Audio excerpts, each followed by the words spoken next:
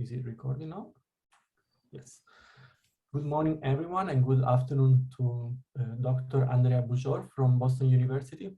It is my pleasure to introduce her as our guest speaker for what potentially could become one series of webinars for potential interaction between UTS, the University of Technology Sydney here in Sydney, and other laboratories globally.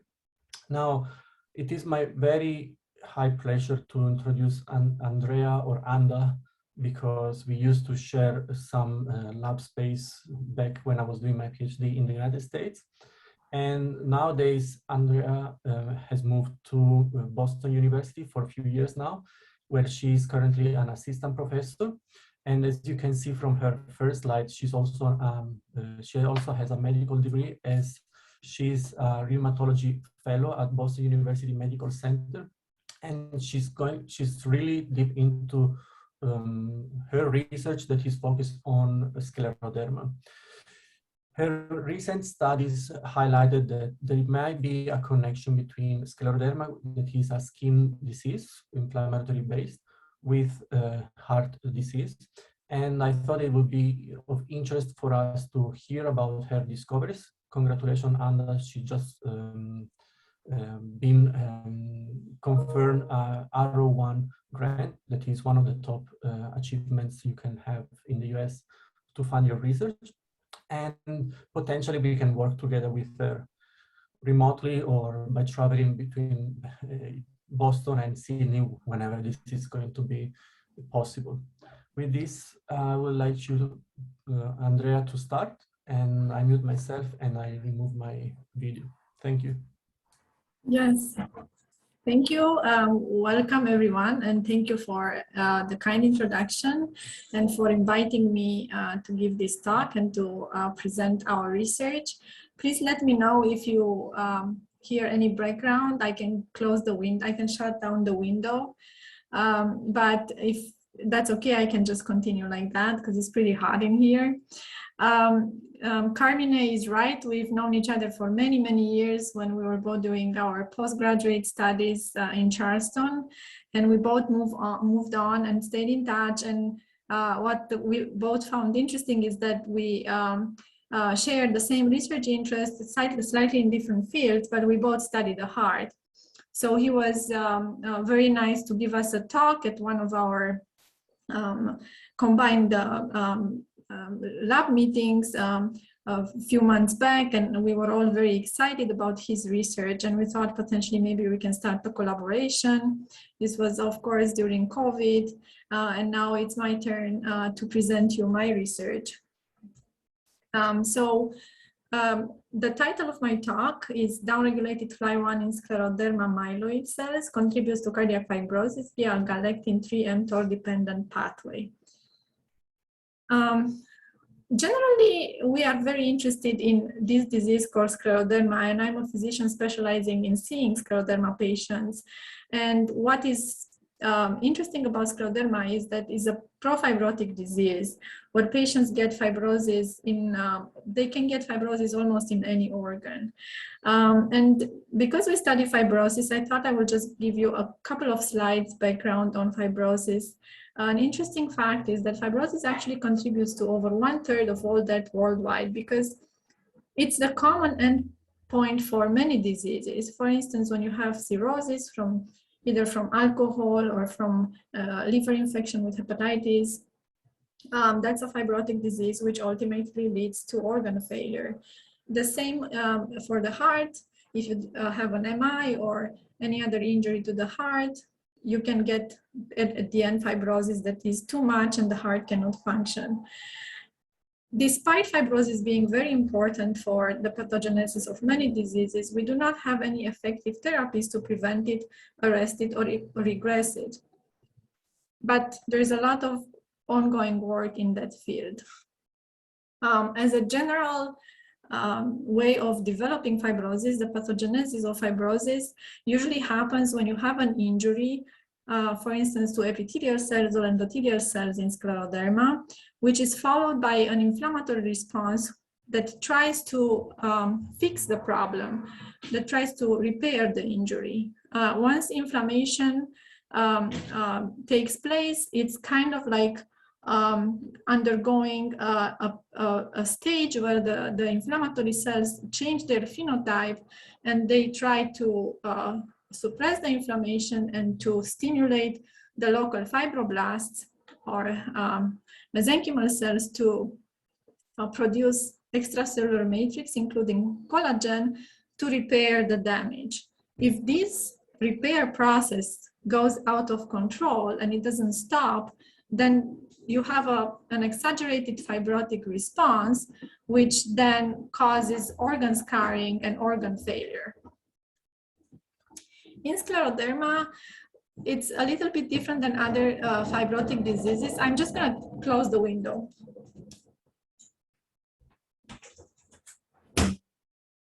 Scleroderma is a little bit different than other fibrotic diseases because you have initially an endothelial cell injury and autoimmune activation. It's actually an autoimmune disease where B cells, T cells, and as you will see in a next slide, myeloid cells as well become activated. We don't know exactly how they get activated, and we don't know yet exactly how they contribute to the pathogenesis.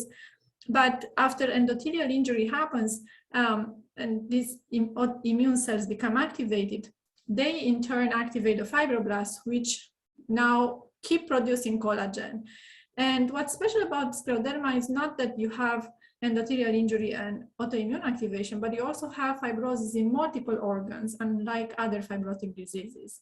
It can be in the skin, in the heart, in the lungs, in the kidneys, in the gastrointestinal system.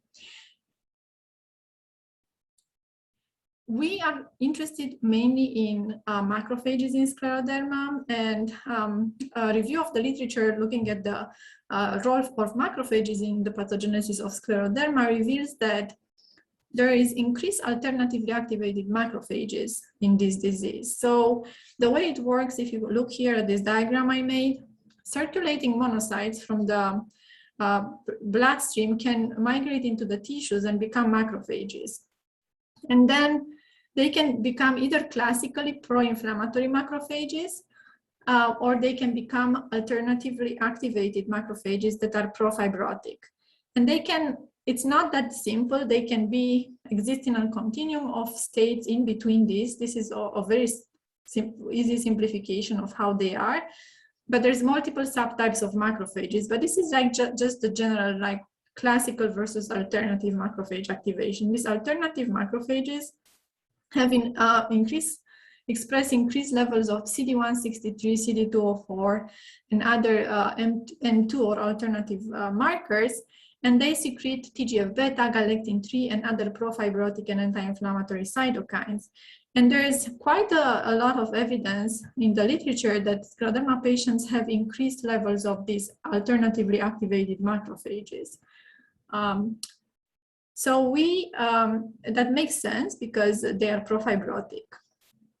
I wanted to introduce you to the Raynaud's phenomenon, which is a phenomenon named after the French physician Maurice Raynaud. And it's an episodic vasospasm with color changes in which the patients, when they are exposed to cold or to emotional stress, they develop blue ischemia, like with white, blue, and then red from reperfusion, color changes in the fingers. It can be also in the toes or in the nose. And you can have that in healthy people when it doesn't mean anything. It's not that dramatic. But in scleroderma patients, over 95% of these patients will present with Raynaud's phenomenon. And it can be so severe that it can lead to gangrene. This is actually one of my patients that I'm following in my outpatient clinic. And you can see that this was actually his initial presentation. He had gangrene of the distal fingertips. And I will tell you in a second why this is important. That's your endothelial injury in scleroderma. I am particularly interested in cardiac involvement in scleroderma, which we all know that, like people that study scleroderma, that it can affect any heart structure. And usually it's because of inflammation and fibrosis in the heart, which in turn leads to conduction abnormalities with arrhythmias and sudden death. It can lead to diastolic more than systolic dysfunction or heart failure with preserved ejection fraction because of the fibrosis. It can also affect the pericardium. It can cause pericarditis.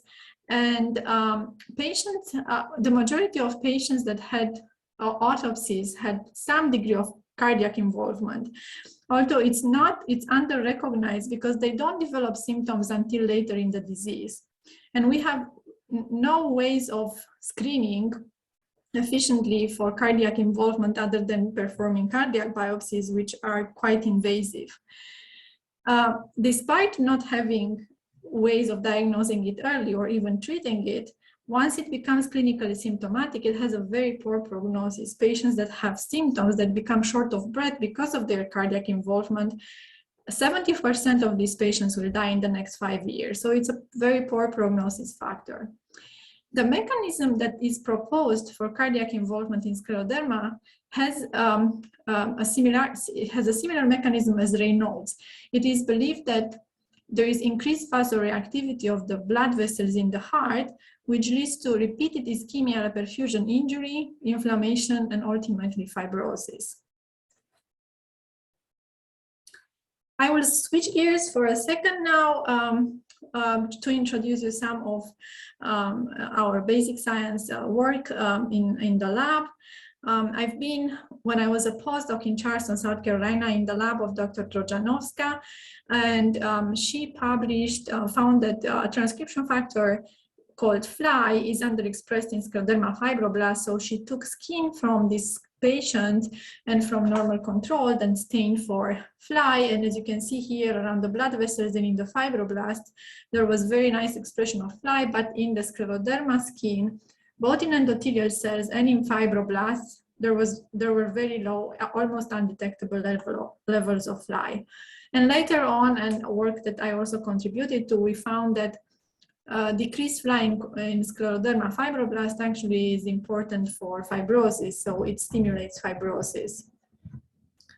Another thing that we studied in my lab is the levels of Fli in scleroderma monocytes. So we isolated these cells from scleroderma patients and healthy controls, as you can see here. And there's two types of scleroderma based on how much skin involvement they have, how extensive it is. There is the diffuse type and the limited type of scleroderma. This is mostly important for disease prognosis, but both types can have cardiac fibrosis and cardiomyopathy. And then we looked at the mRNA levels of Fli in the monocytes from healthy controls and scleroderma patients. And we noted that there are decreased levels of Fli in both disease categories. Then we went on to stain PBMCs with CD14, which is a marker for monocytes, and with red here, and for Fli with green.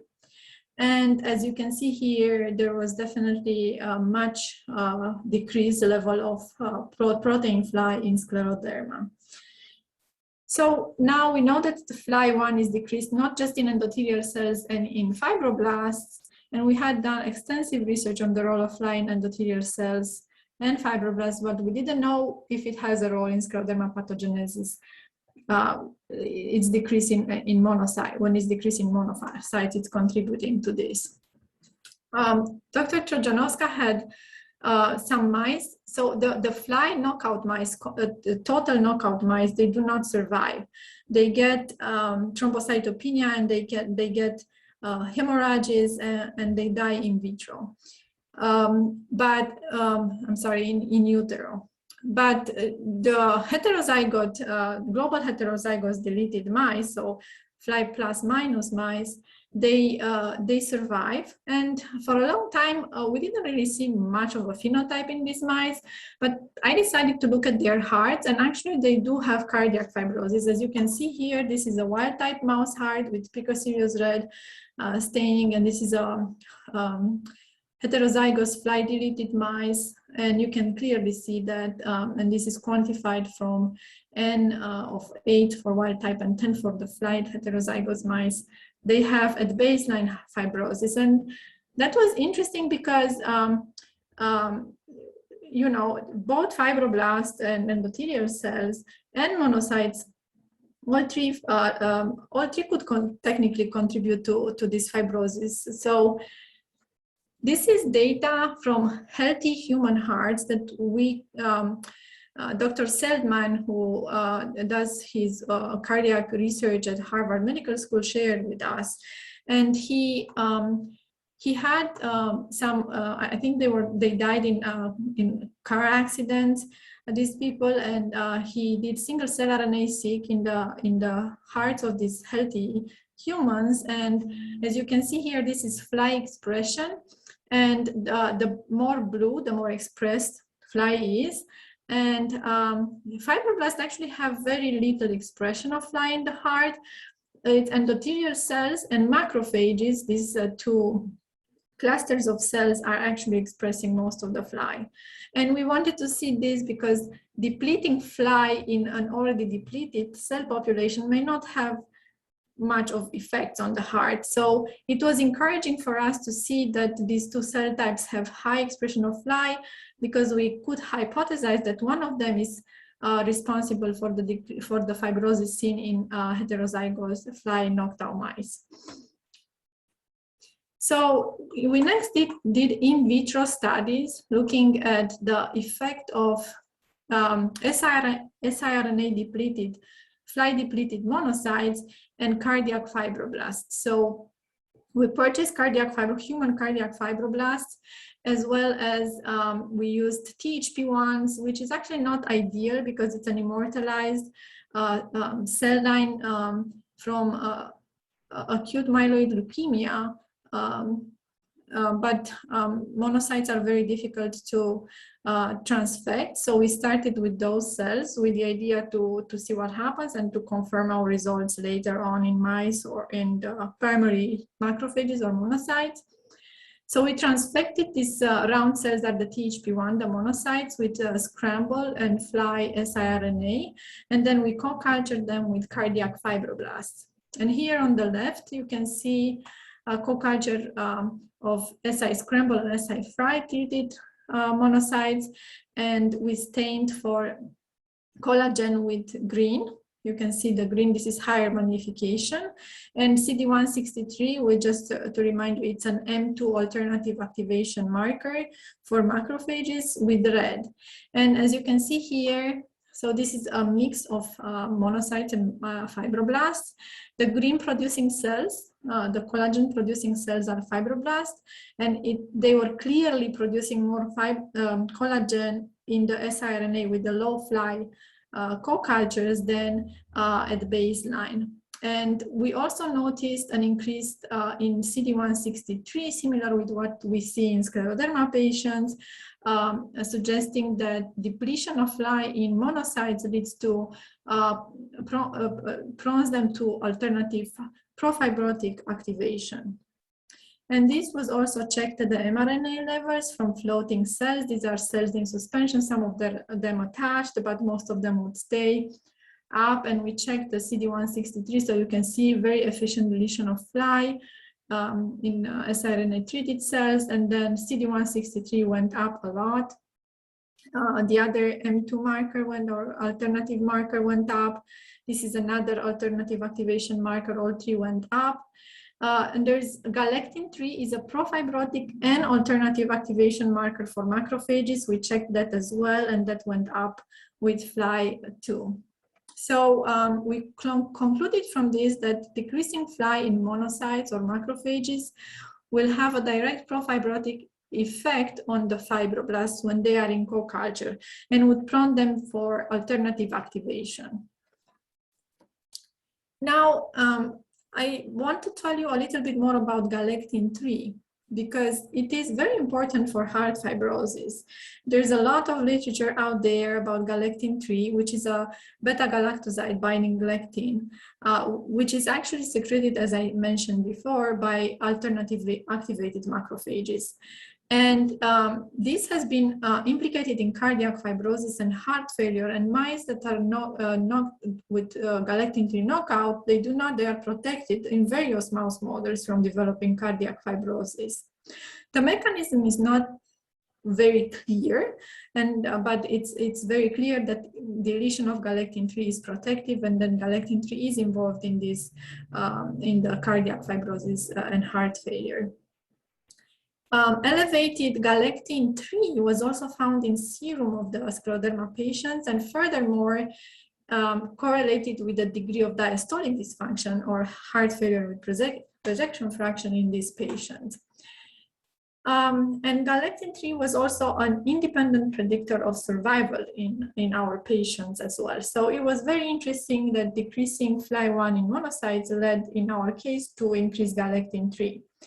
And we decided to explore whether the monocytes isolated from our patients actually have increased galectin-3 expression, because yes, it's been published that it's increased in the serum, but nobody looked at the monocytes, which are the main source for galectin-3 in serum.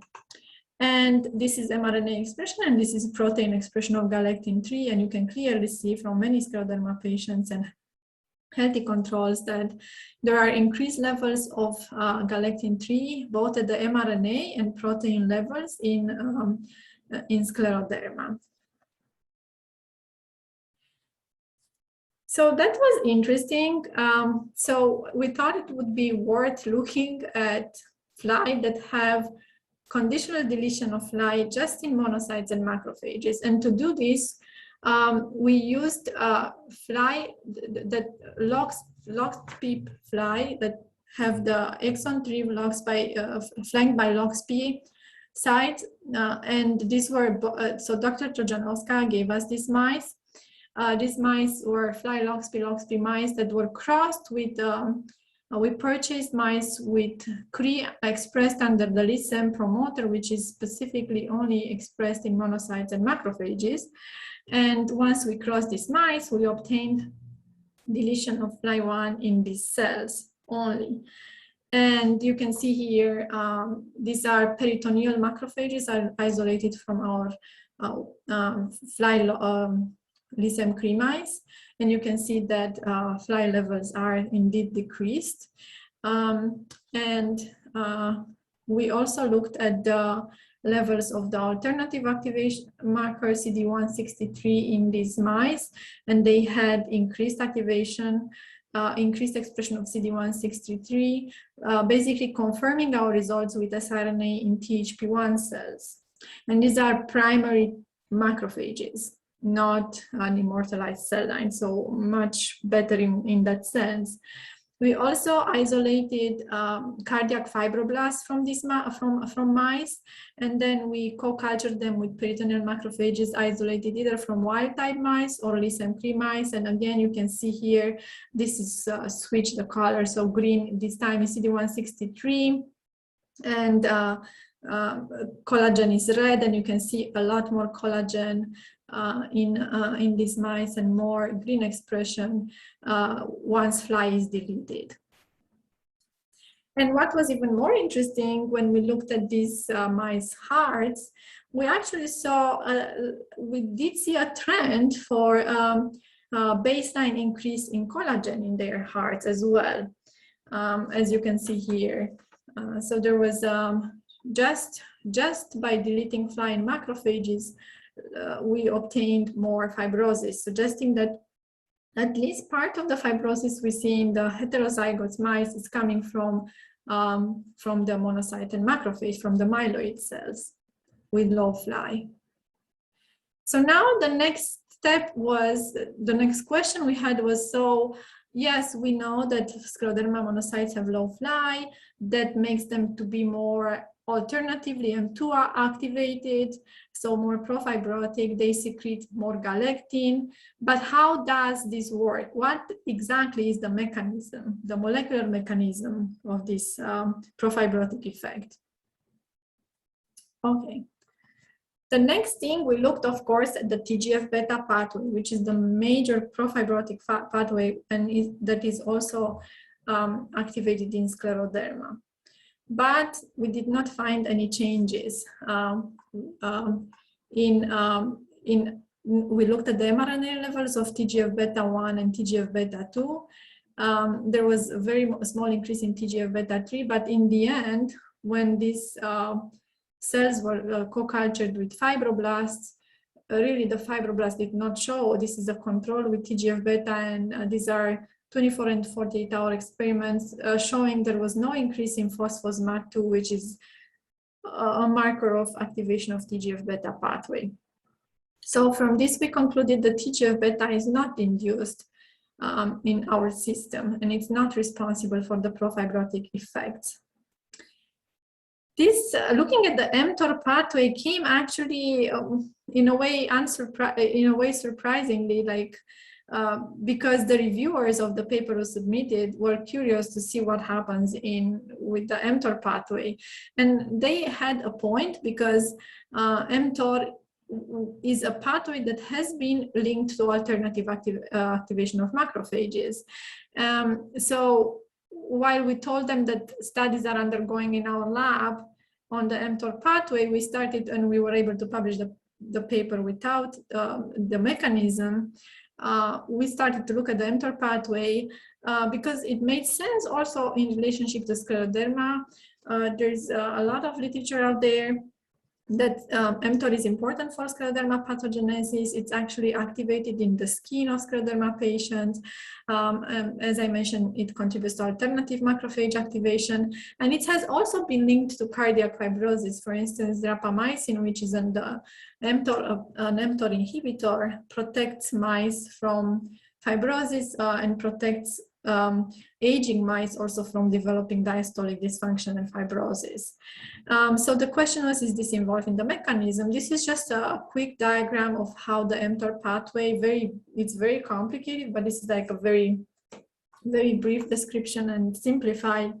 There are two complexes, mTOR complex 1 and mTOR complex 2, depending on whether mTOR protein associated with a raptor versus Richter, and they have different signaling cascades. So the raptor mTOR pathway, which is mTOR complex 1, is the one that's blocked by rapamycin and leads to phosphorylation of P70S6 kinase, and it's downstream of AKT activation. And the Richter mTOR or mTOR complex 2, it's a separate pathway that actually leads to AKT phosphorylation. And they have very pleiotropic effects, the mTOR pathways, including alternative macrophage activation and fibrosis. So when we looked at the activation of the mTOR complex, and we looked at AKT as well, and that was not activated, but we looked at the phospho P70S6 kinase, so downstream of the mTOR complex 1, we did notice that Fli1, so this is a co-culture system where we wanted to actually separate the cells. So we put inserts and we put siRNA-treated macrophages, actually again THP1 cells in this case, and we use dermal fibroblasts in this case because they are more readily available in our lab than cardiac fibroblasts. We noticed that when we took the THP1 cells treated with Fli1, they had activation of the mTOR complex 1 pathway, as seen by increased phosphorylation of P70S6 kinase.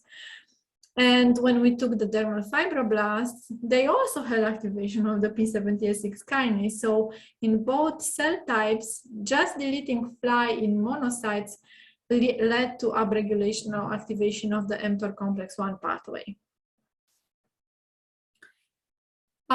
Then we wanted to see, so this is again a diagram looking at the mTOR complex 1 pathway and how you block rapamycin, and this is the readout, the P70S6 kinase. So we wanted to see what effects blockade of the mTOR complex 1 has on galectin, CD163 upregulation in response to Fli1 deletion in myeloid cells, and also in terms of collagen upregulation.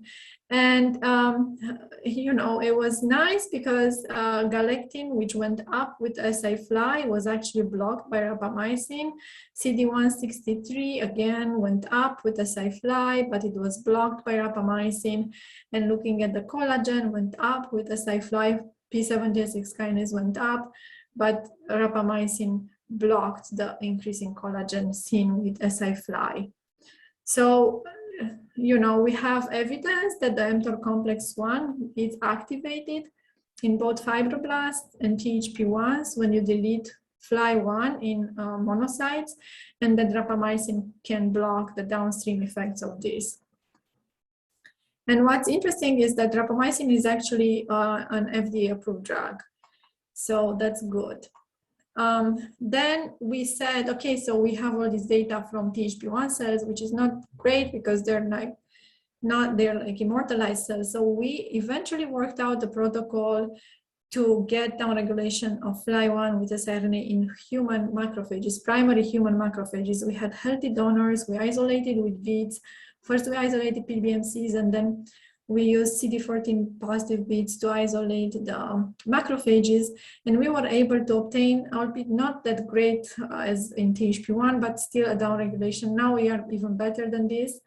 At downregulating Fli, these cells are notoriously very difficult to transfect. And we saw galectin-3 upregulation, and we also saw upregulation of collagen when we co-cultured these human siRNA-treated human macrophages with human cardiac fibroblasts, primary cells.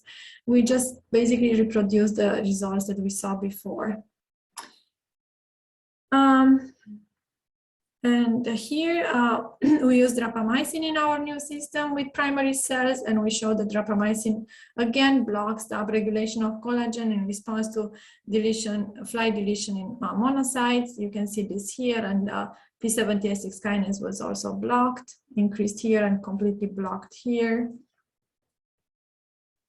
And then the question was, is galectin-3 also important? The galectin-3 secreted by the monocytes or mTOR in the monocytes, are they also important for the profibrotic effects that we see? So we independently transfected THP1 cells with siRNA against galectin, plus minus siRNA against Fli, and siRNA against mTOR, plus minus siRNA against Fli, and we also used rapamycin in the media to block, which will act both on fibroblasts and THP1 cells. And here, mTOR complex will only be blocked in THP1 cells, but not in fibroblasts.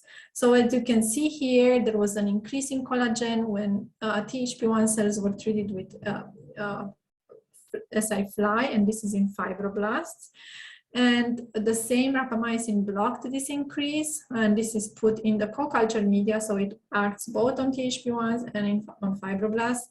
siRNA against galectin used just in THP1 cells blockade of galectin in THP1 cells was enough to prevent the upregulation of collagen seen with si-Fli deletion, suggesting that galectin is essential for this profibrotic effect. But blockade of mTOR just in THP1 cells did not stop the upregulation of collagen to the same extent that galectin-3 and rapamycin did. And another thing we did, we used human recombinant galectin-3, and because this has not really been done, we know that galectin-3 is important in cardiac fibrosis, but how, not really, we don't really know. So we put it on top of fibroblasts, and we show that it is enough to add this galectin-3 to fibroblasts. This is media collected, and you can see that 24 and 48 hours increase in collagen secreted by these cells. And I had more, I don't know why. We also, yeah, I had a little bit more, but that's fine. We also blocked this with rapamycin. So rapamycin blocked the galectin-3 upregulation of collagen. And I had another slide that for some reason is not here. I apologize. So just in conclusion, Fli deletion in myeloid cells triggers activation of the mTOR signaling in both myeloid cells and fibroblasts, and enhance collagen 1 type deposition via a galectin-3 dependent mechanism. Mice with conditional deletion of Fli1 in myeloid cells develop cardiac fibrosis, And altogether, these findings suggest that Fli deficiency in macrophages may contribute to scleroderma fibrosis and cardiomyopathy, and that rapamycin may actually be a potential therapeutic option for scleroderma cardiac fibrosis. Ongoing experiments in our lab are also looking to characterize the phenotype of the LSM-3 mice better. We are trying to do echocardiography, also to use the angiotensin model to enhance the cardiac fibrosis and to see if there are differences between LSM-3 mice with and without Fli. And then we are also looking into the potential mechanism of enhanced monocyte migration through endothelial cell barriers that may contribute to the enhanced infiltration of monocytes in the tissues that then become macrophages, M2 macrophages, and stimulate fibrosis. So most of this work was actually done by the Fatima, which is a postdoc in my lab. And then I want to thank Dr. Trojanowska for mentoring and for her mice, sharing her mice and resources. And then we have two technicians that helped as well, Fatima, when needed. This is our Arthritis and Autoimmune Diseases Center at Boston University Medical Center. This is where we do our research. And this is in clinic with one of the fellows. By the way, Carmen, I am no longer a fellow. I graduated 4 years ago. I'm an attending. So time flies. Thank you for this presentation. Thank you so much, Andrea. And sorry, I just took it from your LinkedIn website. I'm glad that. Oh, no, that's okay. I'm not very updated. Yeah, yeah. I graduated 4 years ago. Yeah, my fellowship. Just to put it up. Thank you very much for the extensive explanation about your research from very basic level into the very details of what you guys are doing at the moment. And just to give you a little bit more of background about the audience, we have experts like Christine on inflammation, Michael that is coming from a lab that has been working on signaling pathways, and so my students are mostly looking on the bioengineering side. So I think that it is still a good audience for this talk, and I really appreciate you bringing together the medical problem down to what is the basic science question that you've been addressing in your research. And I'm happy to open this for questions, but first I would like to ask a couple of questions to you, Anda. So when you talk about the effects of cardiac fibrosis in these scleroderma patients, right? You talk about an IR effect, right? Because of the endothelial damage. Basically there is an ischemia reperfusion injury that is occurring over time. My question for you is this localized in a specific area in the heart, or is it a global cardiac damage? Is it localized in the ventricle? It's everywhere? Has anybody checked? Yeah, so it's actually everywhere, and that's a very good question. It's everywhere, and it can be either diffuse. Basically, there's no patches of fibrosis. It's just if you do a biopsy, you just see it between all these cells uniformly distributed. And there's also a pattern where you see patches, but either way, they are not in the distribution of big coronary arteries. They are in the distribution of smaller blood vessels. And that's why it's thought to be more like microcirculation, like in Raynaud's. And one of the problems we have in diagnosing these patients is that when we use a cardiac MR, we do late gadolinium enhancement, and that can detect patches of fibrosis, but a lot of our patients have diffuse interstitial fibrosis, which will be missed on the cardiac MR with gadolinium enhancement. So only a cardiac biopsy will help us, and patients are very reluctant to undergo cardiac biopsies. And do you have access to scleroderma patient human heart biopsies that deceased in the past, for instance, through heart banks and so on, or that's still in progress? Yeah, so there was a human tissue bank. There still is one in the US that we were able to obtain three scleroderma hearts and several controls, and we do have, we're working on those to stain for macrophages, but we have those three. And I'm also working with the University of Pittsburgh, which is one of, same as ours, we are one of the largest scleroderma centers in the country, but they are also one of the largest as well. And I'm working with them. We just signed the material transfer agreement, and they will be sending me more paraffin embedded tissue from scleroderma patients. So I will have more tissue in the coming month, hopefully soon. And I was very amazed by the role played by galectin-3 in monocytes in mediating fibrosis. So would you recommend it as a good marker for cardiac fibrosis?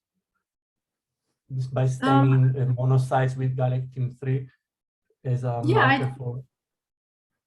Yeah, I think that would be a good marker, not to check just in the biopsies, but also to check in the serum of the patients, because as I mentioned in scleroderma, it actually correlated, the levels of galectin-3 in the serum correlated with the degree of diastolic dysfunction.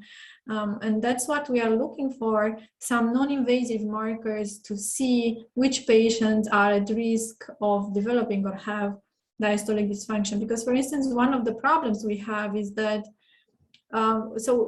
physicians use a lot brain natriuretic BNP and NT-BNP to assess for heart failure.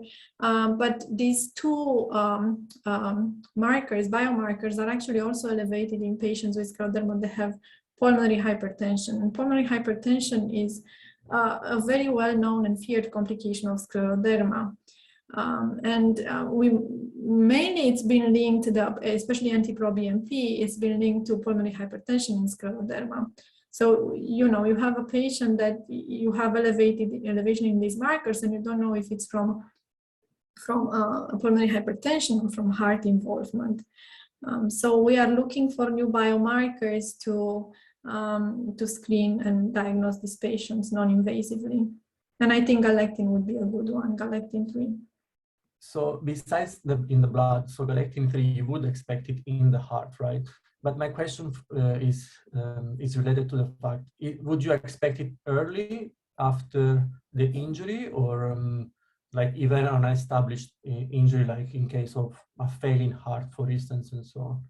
So that's a good question, because basically what's like early, if it's continuous ischemia reperfusion injury, although I'm just hypothesizing now, yes, we assume that there's continuous damage to the myocardium, and that there is continuous some sort of degree of inflammation slash M1 going into M2, and because it doesn't really stop, right? They don't just get like Raynaud's is happening to them all the time. So I'm assuming that this will continuously be expressed. Unless and one of the things that we do, because we really have no treatment I just had a conversation with one of my patients who may have cardiac involvement, and she asked me, if I undergo a heart biopsy, how are you going to treat me differently? And that's a hard question to answer, because there's really no data. The only thing we know is that if you give these patients vasodilators, like a calcium channel blocker, they actually have, and generally like if you look at large cohorts from the European database, they looked at the risk for cardiac involvement in patients based on what medications they were on, and the patients that were put on calcium channel blockers, which are vasodilators, for their Raynaud's, for the hands, actually were protected to some extent, of course, from developing heart involvement. So that further supports that ischemia reperfusion injury theory.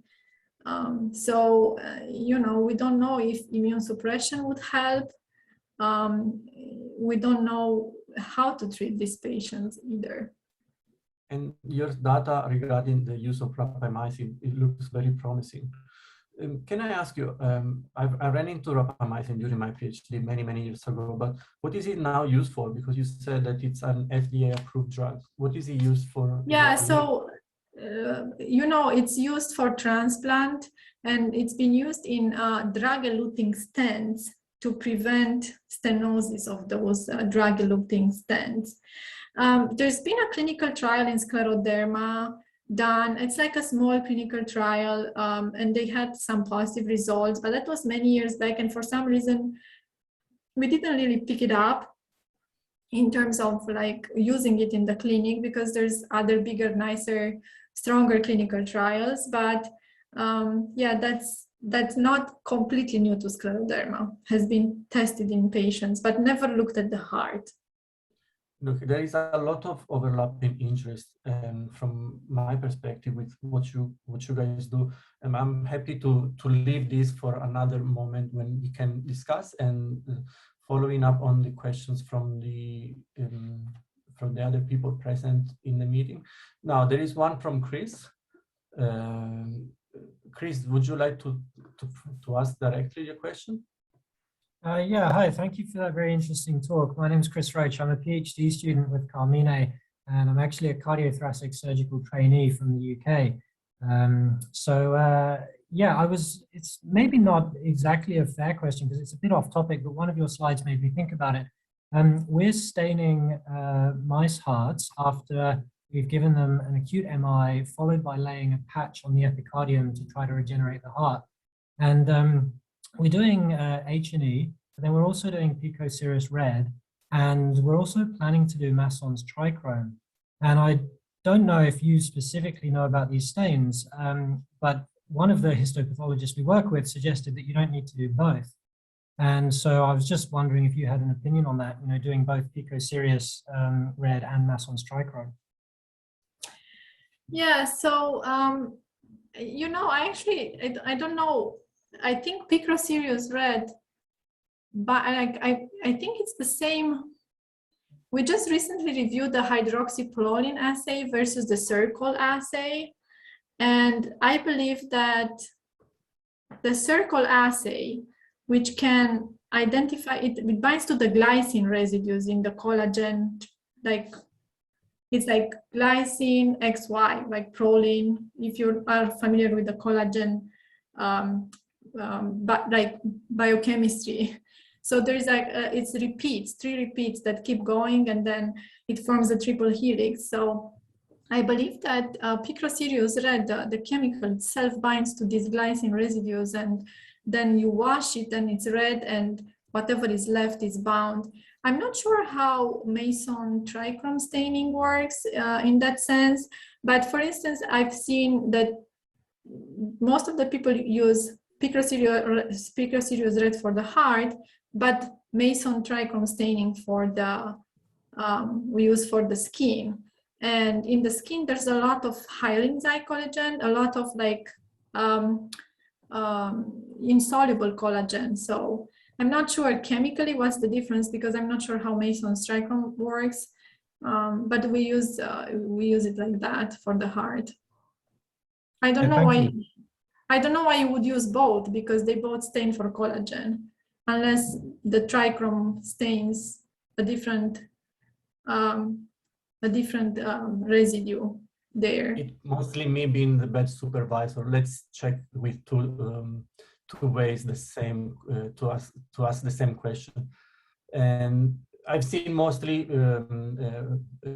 articles on tissue regeneration using Masson trichrome. But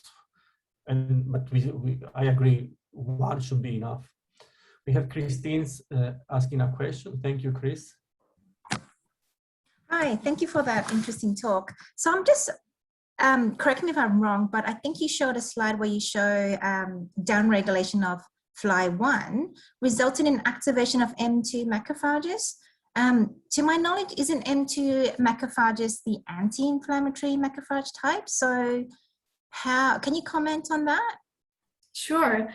It's anti-inflammatory and pro-fibrotic. So what generally happens when you have tissue injury, first you have a wave of inflammation to clear all those debris, reactive oxygen species, and so on. And once that happens, you have to stop that. And that's where those M1 macrophages turn into M2 or are replaced by M2, the anti-inflammatory so-called macrophages. And that's part of the repair process, right? So those are anti-inflammatory and secrete different cytokines that actually are reparative for the tissue and where fibrosis gets produced. And when you have an imbalance in both, it's bad, right? You have to have a balance in everything that happens. And what happens in scleroderma, you have an imbalance because they just produce too much profibrotic molecules. Even though they're anti-inflammatory, they are already there, they were attracted, and they just make a lot, stimulate a lot of fibroblasts. And that's how it works in a very simplified way. Okay, thank you. So in terms of the fibrotic mechanism, you know, and how you're saying that M2, even though it produces anti-inflammatories, have you looked at the inflammatory profile then of the serum or the cells of, you know, the yes. Yeah, so it's never that simple, you're right, because I simplified this for my talk, but we did a microarray. So we, when we first started to look at macrophages and monocytes with low Fli, we actually took the THP1 cells that I mentioned, and we, you know, we sent them for microarray. We did like triplicates, and the results were very interesting because not only that there were the M2 markers increased, but there were also some pro-inflammatory effects. And the funny thing is that you don't really have to have, if you have M2, you don't really have to have low M1. You can have upregulation of both. And that's pretty much what we actually saw in our model, without necessarily M1 markers being up, but there were pro-inflammatory effects. And there's, of course, a lot of cytokines, I don't remember now, that were up. Migratory cytokines were also up, like MCP1, which is a chemotactic for monocytes, was also up. So from all that like data that we got, we looked at it and we put it in the paper. I just didn't present it here, but yeah, you're right. I think it's not just M2. It's more than that, and it's increasingly recognized, and everybody says that you cannot just simplify and call them M1 and M2. There's just such a continuum of activation state, and they just go from one way to another based on whatever the conditions are. Thank you. If can I ask one more question, Kamine? Yeah, of course. So I'm just wondering, so you were showing that, you know, Fli1 is obvious, when it's downregulated, it's obviously having an adverse probiotic effect on the heart. So what have you thought about, is there anything there where you can mimic Fli1? So where instead of using rapamycin, I don't know, I'm not familiar with, you know, what other targets it have, can you know, generate a mimic that specifically targets Fli1 in macrophages and target that as a therapy? I don't know. Yeah, so a very good question, because ultimately that's all you care about. I mean, yeah, it's good that we have the rapamycin, but I've published a paper a few years back before I did my residency and fellowship, when I was still doing only basic science research, looking at the effects of an antibiotic called ciprofloxacin, which probably everybody's familiar with because it's very commonly used for different types of infection. And the reason I was interested in ciprofloxacin is because one of the side effects that we get when we treat patients is very, very rare, but is very famous. It's actually a black box warning from FDA on the insert, that it causes Achilles tendon injuries, and it can actually cause any tendon injury, but especially Achilles tendon because it's a big tendon, you know, and it's a lot of force that, you know, and the mechanism that it was thought to contribute to Achilles tendon injuries, decreasing collagen synthesis. So I thought it would be nice to see if we can use this anti-fibrotic effect in scleroderma patients. And there was actually a trial from Spain that looked at about 20 patients with scleroderma, and they actually saw a positive effect on the skin. So then I looked in vitro, and I actually found the mechanism, and believe it or not, actually it's by increasing Fli, and it's only working. So when I put it on a normal lung and normal skin fibroblast, there wasn't much of an effect, anti-fibrotic effect. But when I put it on scleroderma lung fibroblast and scleroderma skin fibroblast, collagen went down a lot. And that was by restoring Fli levels in those cells. to, baseline, like what we see in healthy control fibroblasts. And as I recall, it's an old paper, but it was DNMT1. So in scleroderma, we think it's epigenetic regulation of Fli that makes it downregulated. So it basically restored Fli by changing the DNMT1. And that was the mechanism. So yes, the answer is yes, it's good because we can actually use that also if rapamycin doesn't work, or, Thank you. So, I'm just curious because, macrophages play a role in a lot of diseases. And so if you can specifically target it, and if it plays a role in other diseases, it might come in handy. One more little question. Have you looked at the liver in those mice? Like, does it? The reason we didn't look at the liver is because it's actually probably the only organ that scleroderma patients don't get fibrosis. And maybe it would be interesting to look, just because we are only interested in scleroderma. It doesn't mean that our mouse cannot get liver fibrosis, of course. But scleroderma patients, surprisingly, for some reason, they don't get liver fibrosis. Their liver is fine. They get fibrosis anywhere else except the liver. Okay, thank you. I'm just asking that because I'm interested in steatosis, hepatic steatosis. So just wondering what the effects are. Thank you. Yeah, sure. Thank you, Christine. Chris, do you have another question? If Andreea has time, it's a relatively specific one on what you just said about M1 versus M2 macrophages, and the fact that thinking of them as two completely separate things is not necessarily accurate, and they're more of a continuum. So one of our assays in our kind of MI with patches on it hearts is that we did flow cytometry. And so let's say that we had 200,000 white blood cells, we might have 70 M1 and 20 M2. And I was going to say, oh, look, we've got a ratio of M1 to M2. But, with what you just said, I find that maybe that's a simplistic approach or an invalid approach by me. Yeah, I have to agree with you, because there's been a lot of, and actually I was very careful when I wrote my grants, not to call them N1 and M2, but to call them alternatively versus classically activated macrophages, because it's they really criticize you a lot if you put M1, M2, and you simplify things like that. But there's like multiple subclasses of M2, M2A, M2B, and then like it just, what happens in vitro, it's definitely not what happens in vivo. And it's almost impossible for us to replicate the in vivo conditions, because in which condition, right? In which disease, in which organ? So things are very different.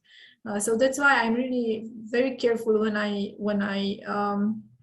say that. I'm just calling them profibrotic, because that's what I'm ultimately it's about what do they do in the tissue. Are they increasing fibrosis? Yes, so they're profibrotic, And I'm using CD163, which is an M2 marker, because it's been linked to scleroderma, so I'm safe.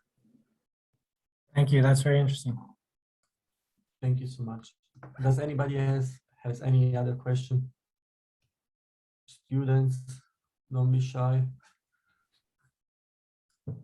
If we don't have any other questions, we reach 11 a.m. in Sydney, and it's, I guess, dinner time for you. Anna, thank you so much for a fantastic talk and my the ability pleasure to interact virtually, at least between here and there, especially now that we are so isolated with the lockdown here in Sydney. And obviously, I have many more questions that I would like to ask you afterwards, but I'll let you go. And thank you again. I think that everybody is happy to give an applause, a big clap to Anda for her presentation, and thanks everyone. I'm going to stop the recording and share it with everyone if you guys want to go back and ask other questions in